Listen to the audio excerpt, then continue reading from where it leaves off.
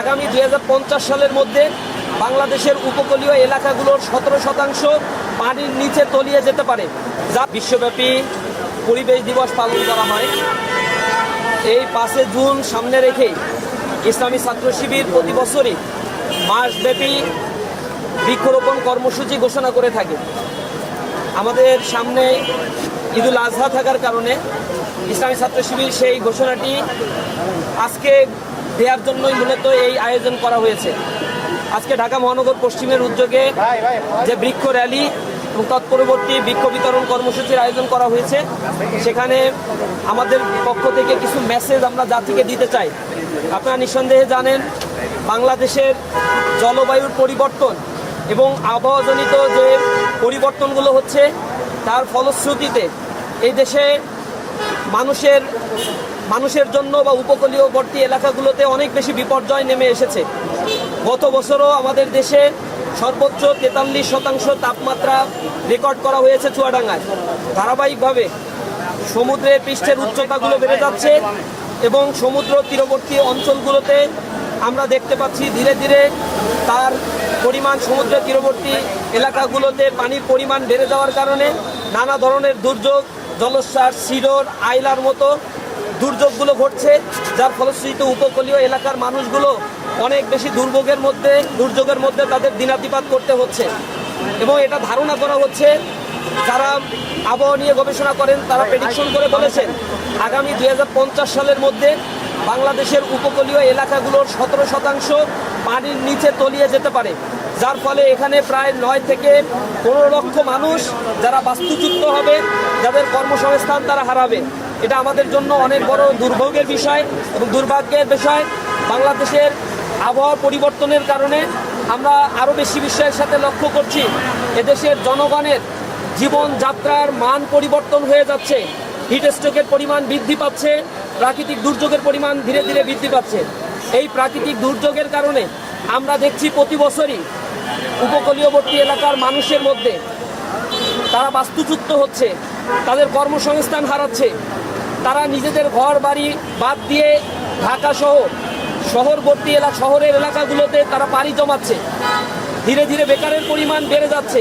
এই জায়গা থেকে প্রতিরোধ করার জন্য সরকারকে আশু পদক্ষেপ গ্রহণ করতে হবে। প্রতি বছরই জলবায়ু সম্মেলন হয়, 31টি সম্মেলন ইতিমধ্যেই অনুষ্ঠিত হয়েছে, কিন্তু জলবায়ু পরিবর্তনের কারণে যে দেশগুলো ভালনারেবল অবস্থায় রয়েছে, সেই দেশগুলোকে কার্যকর পদক্ষেপ গ্রহণের জন্য উন্নত দেশগুলো যে ধরনের ফান্ডিং দেওয়া দরকার তা দিচ্ছে না। জলবায়ু পরিবর্তনের জন্য আমাদের মতো দেশ, অনুন্নত দেশগুলো কার্বন ডাই অক্সাইড নিঃসরণের সবচেয়ে বেশি ক্ষতির মুখোমুখি হচ্ছে। আর সবচেয়ে বেশি যারা কার্বন আরোহণ করে, যুক্তরাষ্ট্র, রাশিয়া, পার্শ্ববর্তী ইন্ডিয়া অথবা চায়না, সেই দেশগুলো কার্বন আরোহণ করার ফলে আমাদের মতো অনুন্নত দেশগুলোর উপরে অনেক বেশি চাপ পড়ছে এবং জলবায়ুর এই পরিবর্তনগুলো ঘটছে।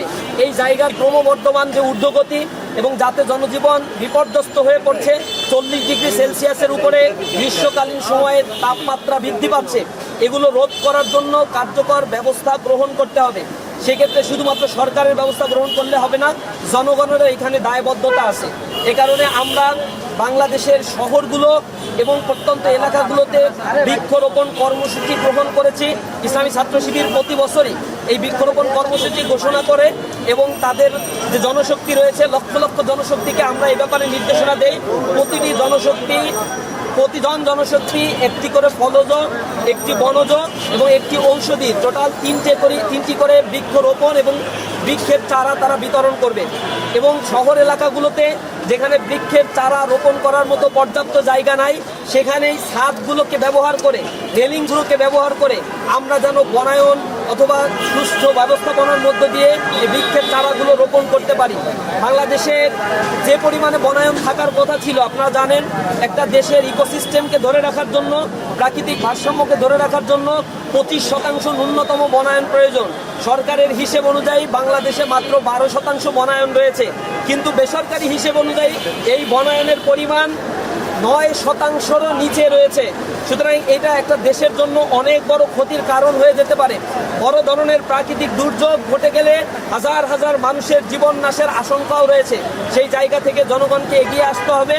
আমাদের স্লোগান এ কারণে, একটি হলেও বৃক্ষরোপণ করব জনে জনে, সবুজ দেশের সুস্থ বাতাস লাগুক সবার প্রাণে। আমরা একটা হলেও প্রতি জনগণ যেন বৃক্ষরোপণ করি, এ ব্যাপারে উদ্যোগী হতে হবে।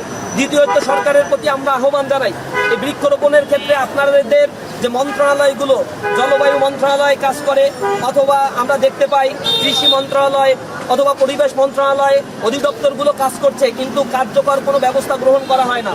এখানে তাল গাছ রোপণের জন্য একবার কর্মসূচি গ্রহণ করা হয়েছিল, কিন্তু সেই তাল গাছ কোথায় রোপণ হয়েছে আর টাকা কোথায় গিয়েছে এটা আমরা জানি না। শেল্টার সেন্টার নির্মাণের জন্য প্রতি বছর বাজেট দেওয়া হয়, কিন্তু শেল্টার সেন্টার নির্মাণের ক্ষেত্রে যে পরিমাণে দুর্নীতি করা হয়, সেই দুর্নীতির কারণে শেল্টার সেন্টারগুলো গরু ছাগলের খামারে পরিণত হয়েছে, অথচ গরু ছাগল থাকার জায়গায় পরিণত হয়েছে, সেখানে মানুষ থাকতে পারে না। সেখানে জ্বালানিটির কারণে যে বিল্ডিং নির্মাণ করা হয় তার টেম্পার 2 বছরও টিকে না, ভেঙে পড়ে যায়। এরপরে যে এলাকাগুলোতে বৃক্ষরোপণের জন্য, জলবায়ু নিয়ন্ত্রণের জন্য আরও বিভিন্ন কাজে যে ধরনের বাজেট বরাদ্দ দেওয়া হয়, সরকারের পৃষ্ঠপোষকতায় সেই বাজেটগুলো কর্তা ব্যক্তিরা ভক্ষণ করে নেয়। জনগণের প্রতি তারা দায়বদ্ধতা দেখায় না, এবং সেই জায়গায় যে ধরনের দেখি না। সরকারের প্রতি আমরা আহ্বান জানাই, এই দেশ আপনার, এদেশ আমার, এদেশের সকল নাগরিকের অধিকার হচ্ছে তার বেঁচে থাকার অধিকার। সুতরাং সুষ্ঠুসূচির মধ্যে আমরা বলেছি প্রতি জনশক্তি এবং প্রত্যেকের কাছে কাছে গিয়ে